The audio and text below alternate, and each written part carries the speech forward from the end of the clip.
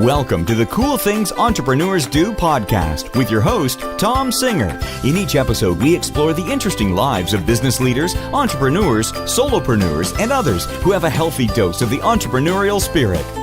It is time to explore something cool. Now, here is your host, Tom Singer.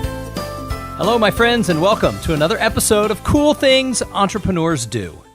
We are wrapping up 2018, and I am excited to start the new year. 2018 was fine, but it wasn't my best year ever. I missed the boat on some things. I made some mistakes. I screwed up. I didn't necessarily take all the actions I needed to do, and yet it was still okay. But 2017 was the best year I ever had, and I think I let some things fall through the cracks. And as I look to 2019, one of the things I want to do is get back to basics. And one of the things that my basics are is connecting with people. For 10 years, really more, I have been speaking about the whole idea of how do we connect with people in a gadget-crazy world. I have been the keynote speaker at nearly 800 different events, from really large conferences to company meetings to lunch and learn programs for local associations here where I live.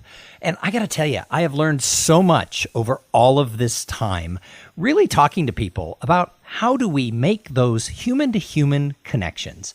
Yeah, we live in a world where we are heavily digitally connected, but people feel more lonely than ever before. So that's what I want to talk about on this episode. But before I get started, I have to thank the sponsor.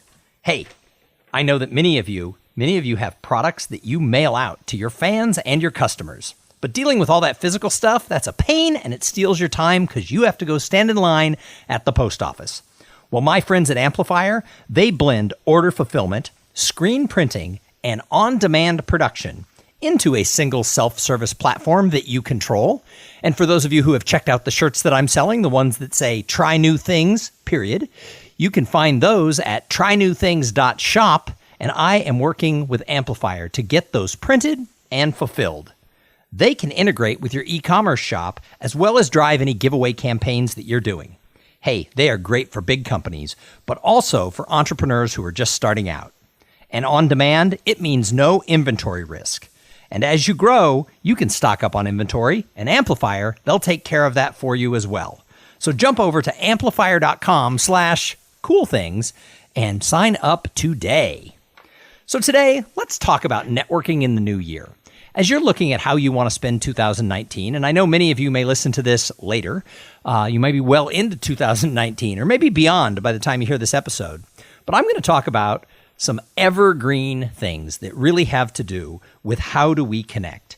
I actually predict that we are about to see a big pendulum swing. The last decade, everything has been about likes, links, shares, and follows. It's been about gurus on Instagram who take selfies and get hundreds of thousands of people to like everything they do without really having a clue who they are. I think we're moving back to human engagement. At least I like to think so. And I know as I look back on some areas where maybe I dropped the ball in 2018, I think it has to do with my networking. Now, I'm sort of an expert in this. I've been teaching people it for a long time, but I am going to make 2019 the year of personal relationships. And I'm going to challenge you to come back and do that with me, because that's what it's all about. You got to remember that all opportunities in life come from people. Now, many of you might be sitting in a chair as you're listening to this podcast, or at some time today, you sat in a chair. I will tell you that that chair you sat in did its job. It was great. It held you up. I'm assuming nobody's chair collapsed while you were sitting in it. However, that chair, it's never going to send you an opportunity. It's just an inanimate object. But people are the ones who bring you all the opportunities that you could ever have in your life. And we need to start getting back to that, realizing that just because you follow someone on Twitter or you have a LinkedIn connection, they're not waking up in the middle of the night thinking, how can I help that person? How can I send them some business? And even people who listen to this podcast, a very small percentage of you ever reach out to me. I always talk about send me an email at tom@tomsinger.com or follow me on Twitter @coolpodcast. And some people do, and I love it when I hear from people in the audience, and I usually try to write back to them and start conversations. But very few people ever do it because we're living in this superficial likes, links, shares, and follow world. And I know for a lot of people, when this all started a little more than 10 years ago, when the smartphone came out, we all got so excited that all of a sudden we were going to be so connected to everybody. That 6 degrees of Kevin Bacon, that 6 degrees of separation was going to be narrowed down to just a handful of people. And yet, there are so many articles being written now about how people are lonelier than ever.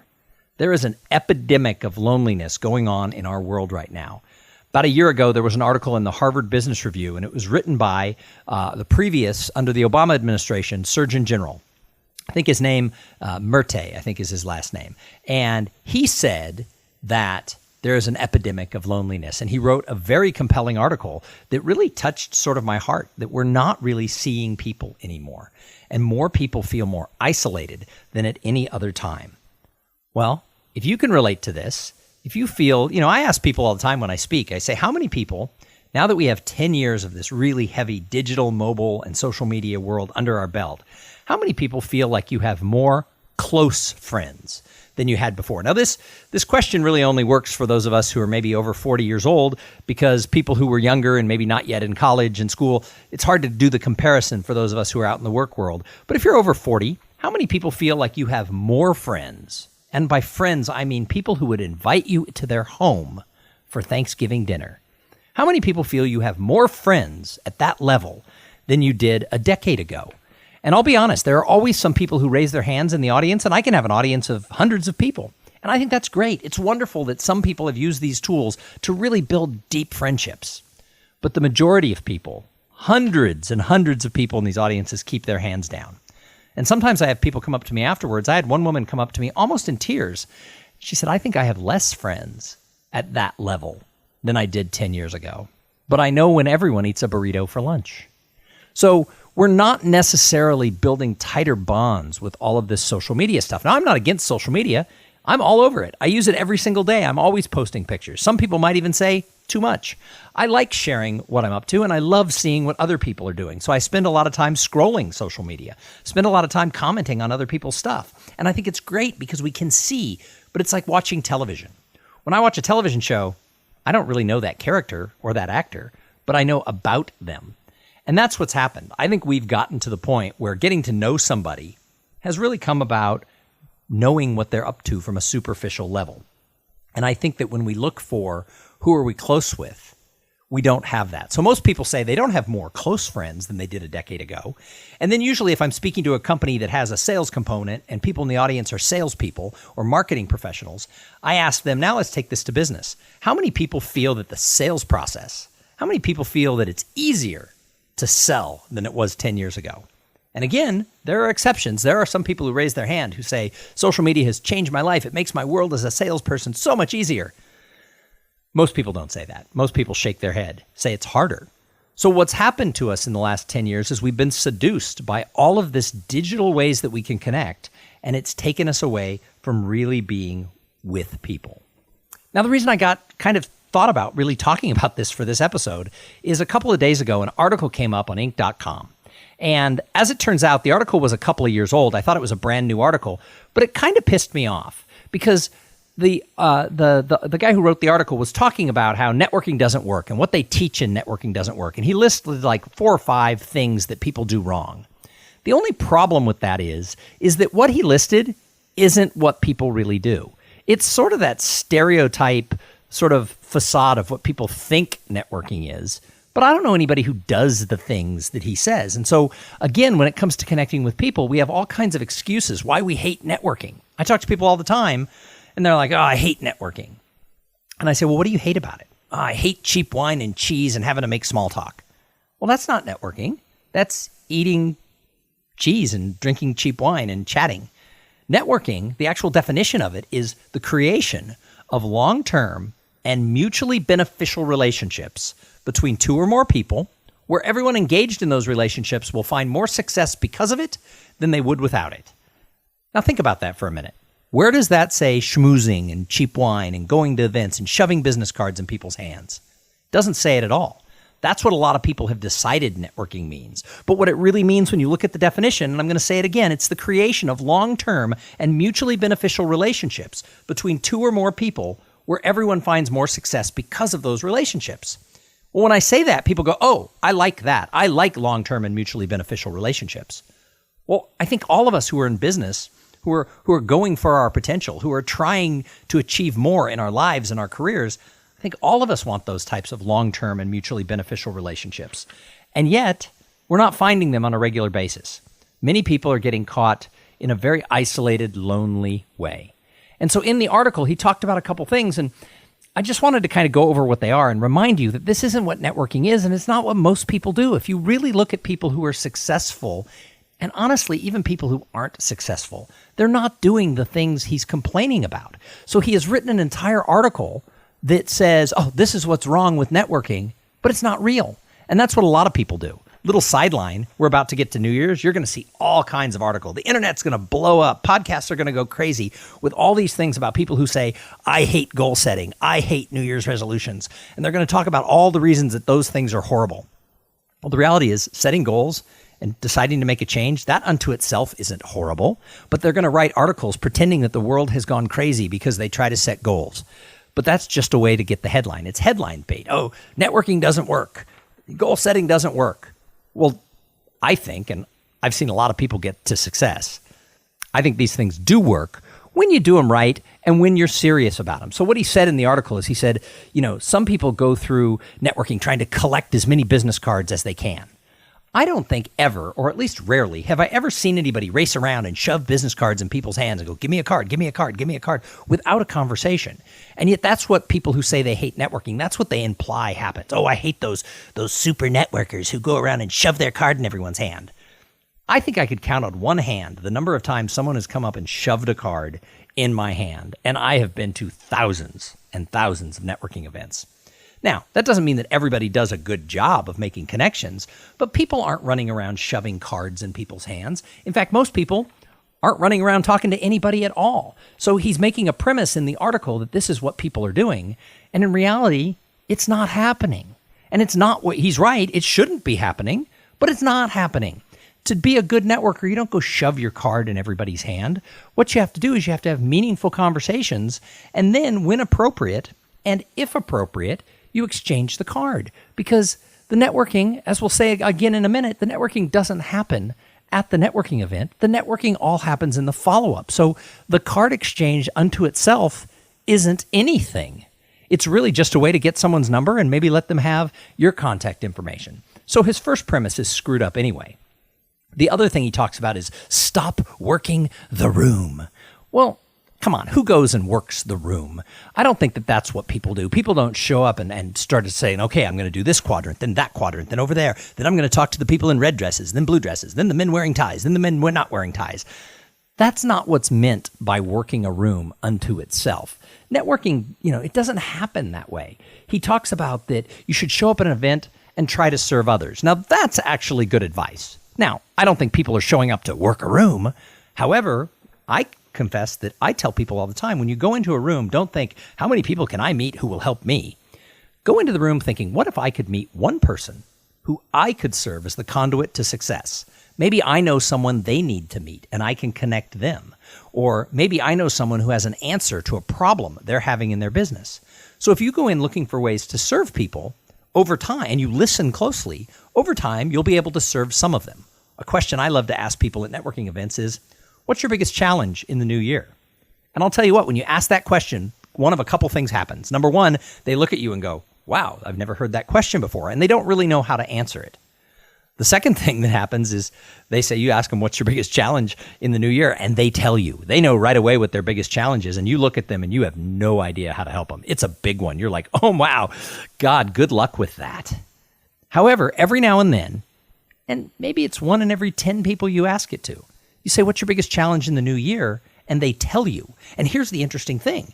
What they tell you, you know the answer. You know the person who can solve it. It is a softball across the plate that you can swing and hit it out of the park. But if you never ask the question, you wouldn't be able to help them. And yet, if you go through life trying to find those 1 in 10s or whatever it would be, and you help those people, you're going to build a reputation that you're almost magical in the way you're able to serve others. So the point the author of this article was making was, show up to serve others, not to work the room. It's a good point, but his premise is just screwy. Number 3, He talks about be selective. Don't go to every single event. Well, I'll tell you what, you can't go to every single event. If you live in a city with people, there are hundreds of events. I've spent most of my business career living in Austin, Texas, and years ago I was quoted in the Austin Business Journal by saying that Austin is a town where you can have a 3 name tag day because you could go to a breakfast networking event, a lunch networking event, and a dinner networking event. And you can do that every day, sometimes even multiples, like you could hit a couple of happy hours. Well, I'll tell you what, you can't go to all of them because you got to do your work at some point. So, when he says don't go to all the events, you can't go to all the events. You have to be selective. So I've told people all along, pick, 1 or 2, if you're really aggressive, 3, but 1 or 2 is the right number where you always go to that association. You always go to that networking event because here's the thing. It takes 7 to 10 interactions with people, not before they're giving you business and your best friends. It takes 7 to 10 interactions before they even notice you exist. Well, most of these networking events happen once a month. So therefore, it's going to take you a year before people are even going to notice you. So pick 1 or 2 that you are just dedicated to going to. And at the end of the year, you're going to start getting noticed. And then you're going to start building friendships and connections that go really deep. Then if you want to go to a few other events, you can.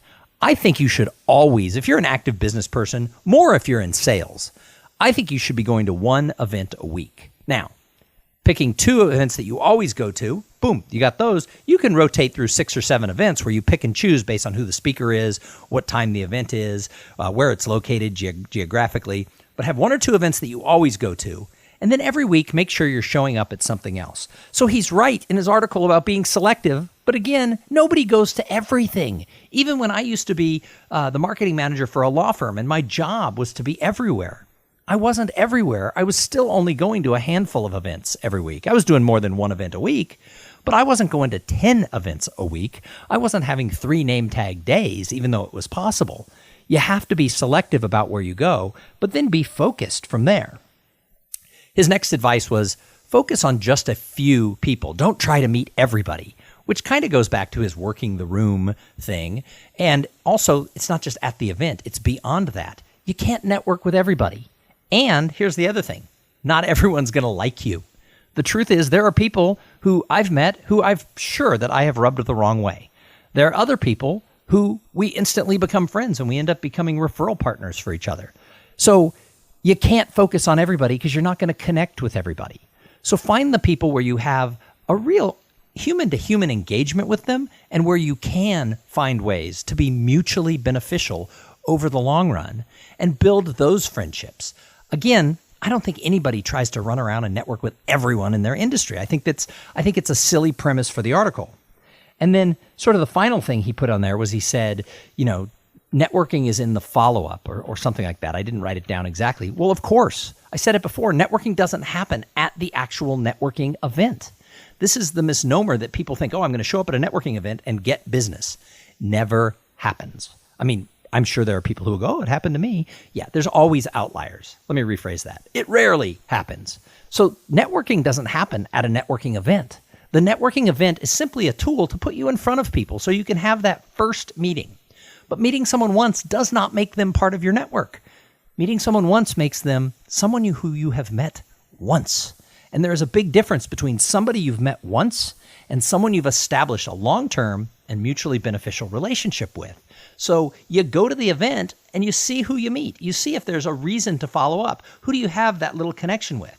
The networking happens in the follow-up. The guy who wrote the article is right, but he doesn't set it up right. He sets it up again under one of these fake premises, like people show up thinking they're going to do business at the event. Well, no, you're not going to do business at the event. You're going to meet people at the event.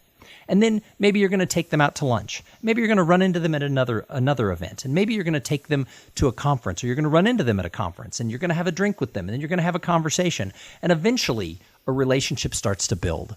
It's sort of like dating. You don't marry a person you meet on the first night. Now, again, I know there's exceptions, and people have done that.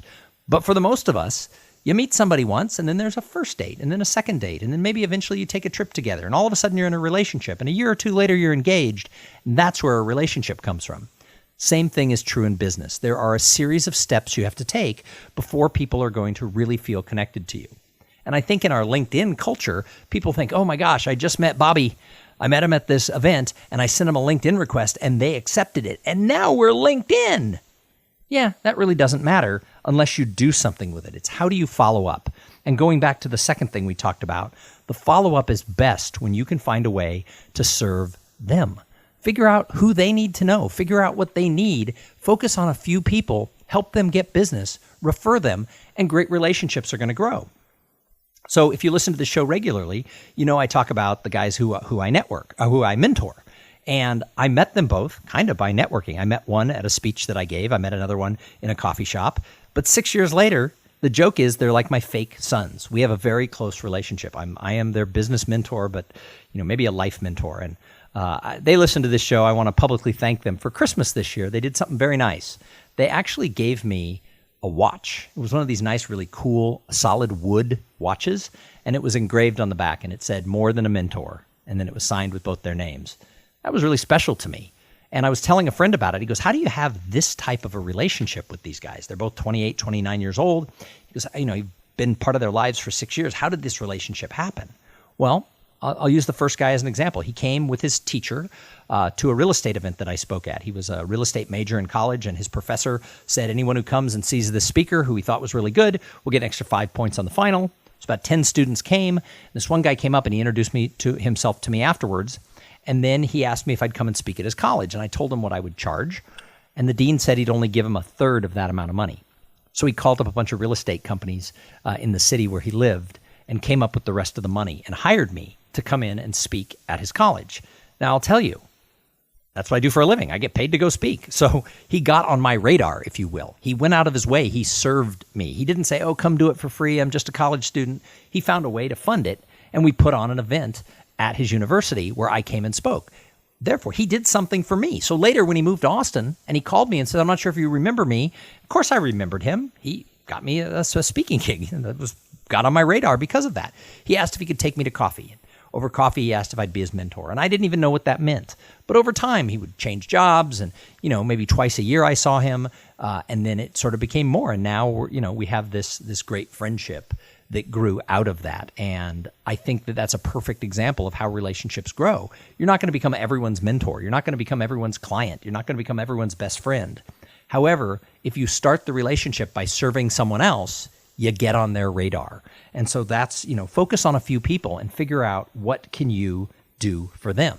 So anyway, this article got me all mad because it basically played to these fake stereotypes about what it is to network.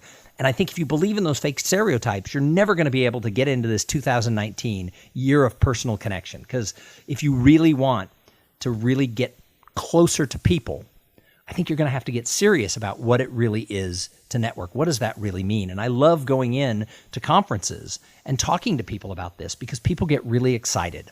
A lot of people, maybe they're more introverted, maybe they've had a bad experience in the past. They don't get excited about the networking at live events. And yet, when done right, it can be totally life-changing. So I went back and looked at my first book. I went back and looked at Some Assembly Required, How to Make, Grow, and Keep Your Business Relationships. Well, this book came out well over 12 years ago, and yet it's the book that I did that is the bestseller. It's the one that it sold like 25,000 copies. It's the book that launched my speaking career. And I went back and looked at it. And there were 6 pieces of advice in that original book that sort of stood out to me that I wanted to share with you that will sort of dovetail on this bad fake advice or fake stereotypes about networking.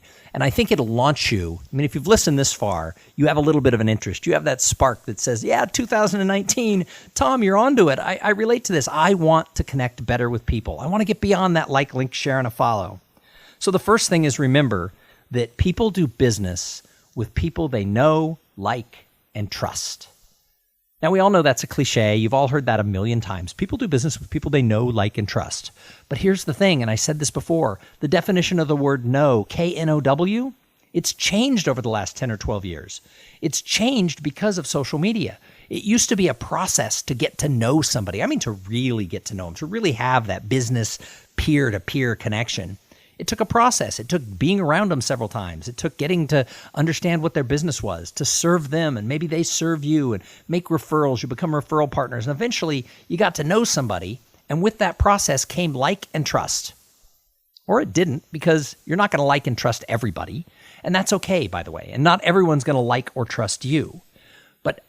the word know now really means I kind of know of them. I listen to his podcast. I know him. We're connected on Facebook. We're Facebook friends. Well, that doesn't mean you really know somebody. Social media doesn't really give you that human-to-human connection. And again, there's exceptions, but for the most part, we've gotten away from the process of getting to know people, which means like and trust aren't there as often, or they're not there as strong. So when you can get to like and trust, when people do like you and trust you, that's where the magic's going to happen.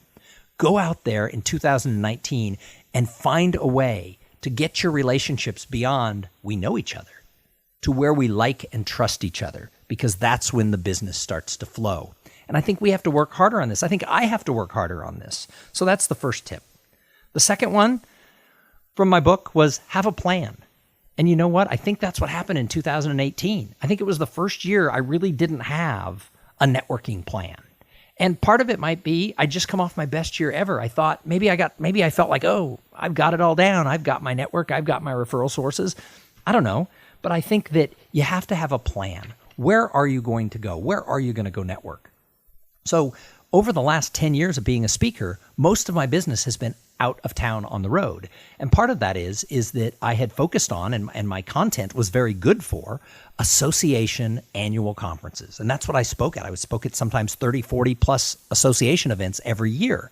But it took me on the road because these national conferences, they move around. So, maybe the group is based in Austin, but they had their conference in San Francisco. So I wasn't in town a lot over the last several years. And part of that is I stopped really getting involved in local Austin events. Well, my new stuff, The Paradox of Potential, is great for company meetings. And in 2018, I started doing a lot more events in Austin than I've ever done. And companies, this is really good to start team dialogues. And I suddenly realized it's so good, I should be doing a lot more business where I can sleep in my own bed. So part of my plan for 2018 is I'm going to re-engage with the Austin business community. I'm going to get myself physically out in front of people once again in the city that I live in. And that's going to be part of my plan is I'm going to get involved with a couple of organizations and I'm going to really be dedicated to it. As long as I'm in town, I'm going to do that. I might even serve on a board or I'll volunteer in some way. And so having a plan is a really important part if you want to grow your network. Know where you want to be. Know where the people you want to connect with are. And number 3, now this advice came out in a book that came out 12 years ago. And the advice was about embracing social media. Well, I still think we have to do that. I'm always amazed when I meet people who say, yeah, I don't do that LinkedIn stuff. I don't use Instagram. I'm not on Facebook. Well, where are your clients? Where are the people who you want to be engaged with? Are they there? Are you active? Are you posting? Are you putting yourself out there? These tools, while they don't replace the face-to-face, while they don't replace the human engagement part, these tools are very, very important. And I'm always amazed how many people just still, even in 2018 or now into 2019, roll their eyes. I think you have to embrace social media. I think you have to play where people are. In 2019, video is where it's at. I'm going to do a lot more video. I started to in 2018, but I didn't follow through on it. I'm going to do a lot more Facebook Live. I'm going to do more native video on LinkedIn. I'm going to use Instagram where I'm talking more about what it is that I do because I have to make those connections. Social media isn't a way to replace the human connections, but once people know who you are, it's a great way to keep it alive because out of sight is out of mind. That was true in 1950. And it's true in 2019. You've got to be present. And one of the ways to do that is utilize these tools where people are. Get yourself out on social media so that people remember you're there, so that they don't forget that you exist. Which leads us right in to tip number 4, which is keep in touch with people. Meeting someone a few times doesn't make them part of your network. But even if they used to be part of your network, if they haven't heard from you in 2 and 3 years, they're not going to be thinking about you. So you've got to keep in touch, which means you have to invest in showing up at events where people are going to be. It means going out for a cup of coffee or a meal or a beer with the people who you want to build your ongoing network with. Face-to-face, being in touch with people. And you can do it by video. You could get them on the phone or do a Skype or a Zoom call. But anytime you can be in the same room, there's something entirely different. When you can sit across from somebody and they can sort of see that little sparkle in your eye that gets lost when we do it through a camera, and they know that you're engaged with them. When you can laugh, when you can tell them a story, or you can listen to every word they say in a story, that really matters. To stay in touch, you have to do more than just blast emails. You have to do more than just Instagram posts. Staying in touch means one-to-one, not one-to-many. I think we've been brought into this thing the last decade that you can broadcast your relationships. I don't think you can. I think you have to get back to the one-to-one in order to really have it work for you and have your network really bring you those opportunities. Number 5, you got to support the people in your network. And it goes back to what we talked about before about serving them. You've got to make sure that you're not just showing up saying, help me, refer things to me. You have to look for ways that you can be the conduit to help other people. I promise you, if you can't think of the last time that you made a referral to somebody that led to real business, then you're probably not getting any referrals. Now, one of the reasons I get referral business is I refer a lot of people. I go out of my way to make sure that I am reaching out to my past clients and telling them about other speakers. In 2018, one of the things I know, because I track it, is I got about 10 people actually paid speaking gigs from either my past clients or potential clients where I was already booked on that date. I go out of my way to refer people who I think will be a good fit. And by doing that, those people in turn do that for me. But it's not just those people, it's other people, because people want to get on your radar screen if they know that you're a person who serves others and supports others. But it's not just about helping people get paid business. Sometimes it's just being a friend. If you pay attention on social media and you see that someone's struggling, you just reach out and say, what can I do for you? Usually their answer is nothing, pray for me, send good vibes, whatever it is. It doesn't take any time. Sometimes they need some help, and it does take an investment. But if you really want people to be there for you in the rough times, you've got to be there for them. That's what you have to do. And then number 7 from the book, and it still hangs up really as a strong piece of advice today, is never stop learning. One of the things I think that happens to a lot of us as we get older is we think we know it all. Well, the world is changing. The world's changing more than it has ever changed in the past. It's changing faster. And if you're not constantly trying to learn and to keep up and to try new things, then there is no way that you can expect that you're going to stay relevant. You absolutely have to be learning, because if you're learning and you're trying new things and you're finding new ways to results, people are going to turn to you as the expert. So in 2019, part of my goals is I'm going to take a Coursera class. I'm going to take a class that's going to help me kind of learn some of the stuff I need to do. I'm going to start reading more books. I used to read 25 books a year, but over the last 4 or 5 years, I've started listening to more podcasts. My eyes get tired faster when I read because I'm older, and I've now read like 3 books a year. Well, in 2019, I'm going to try and read 10 books this year. I'm just going to make the time, because not only does it help me learn, but it also helps me focus and it inspires me. Because one of the things that I believe is extremely true is success leaves clues. So I'm going to read biographies and books, how-to books by really smart people, because they can't help it. If people are successful, they automatically leave knowledge bombs. They leave clues behind. So for 2019, think about all of this for yourself. Is 2019 going to be the year that you say, I'm getting back to the basics? I'm getting back to human engagement? Because I think as we move forward into the roaring 20s, which I hope they roar, when we move into the roaring 20s, I will tell you, it's all about people. So start in 2019. Lay that foundation to get back to what it really takes to be a person that somebody knows, likes, and trusts. Understand that networking is not about schmoozing. Networking is not about business cards. It's not about, collecting people. Networking is really about that human engagement piece. It's about leaving someone feeling better because they interacted with you than if maybe they hadn't run into you that day. If you make someone feel good and you do that repetitively, I promise you that you're going to get on their radar and they're going to be able to be there for you. So let's do this together. Let's make 2019 the year of human engagement. Let's do it. If you have any questions, if you have any problems, if you've gone to a networking event and it hasn't worked out, contact me. You can contact me anywhere. I'm on all the social medias. I have a phone. You can schedule a call with me. I usually say yes to everybody. And people go, oh, you can't say yes to everybody. Yeah, I can. Sometimes it's like we have to do it at 7 a.m. because I'm a morning person. I don't have much else going on.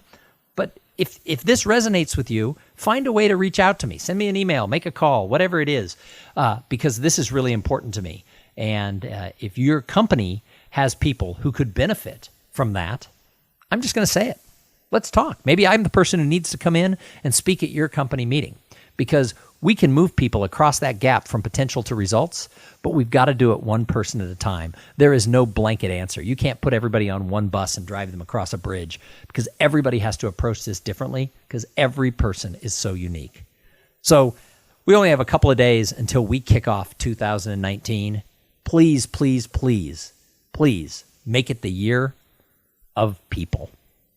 Hey, I've got to thank the other sponsor of this episode. Should have done it before, but hey, this episode is brought to you by Podfly Productions. Podfly takes the time and the headache out of creating your own podcast. They set you up with the right equipment, training, and guidance to ensure that you're going to sound amazing. Hey, Podfly does all the heavy lifting and the technical work so that you can focus on creating great content, growing your audience, and interviewing really cool people. And in 2019, I have some great interviews coming. We're changing up the format of the show a little bit. We're going to do every Tuesday is going to be a solo episode, a little shorter than the one you just listened to. Every Thursday is going to be an interview, and we have already got some of those in the can, and they are some of the best interviews I've ever done. So get excited. Go tell all your friends about cool things entrepreneurs do, because in 2019, we are doing great stuff. We're trying something new. We're shaking up the format a little bit, because I believe you got to try new things. I said at the beginning of the show, if you want a Try New Things shirt, you can go to trynewthings.shop and you can order that. And the people at Amplifier, they're going to take care of that for you. But I'm going to make this offer, and I'm going to make this offer right here at the very end of the show, where most people have already said goodbye.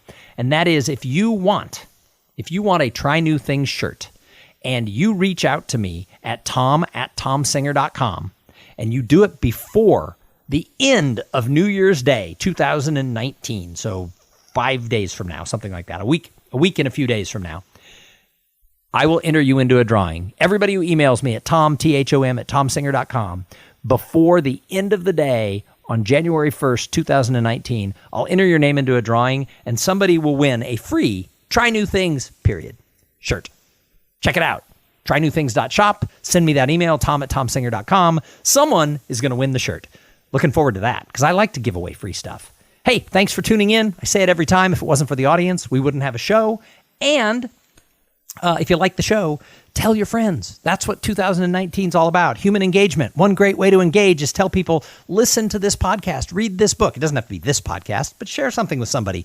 And if you're looking for, well, what could I share? Share this podcast. And go over to iTunes if you listen through that venue and leave a review. New reviews just make me happy. So please go and do that. Hey, thank you so much. This has been awesome. Hopefully you got something out of this and that you're inspired as we launch into 2019. All right, go out there and try your own new things. And while you're at it, have a great day. Thank you for being part of the Cool Things Entrepreneurs Do podcast. Without your participation and listening to these conversations, there is no show. Connect with Tom at tomsinger.com and follow him on Twitter at tomsinger.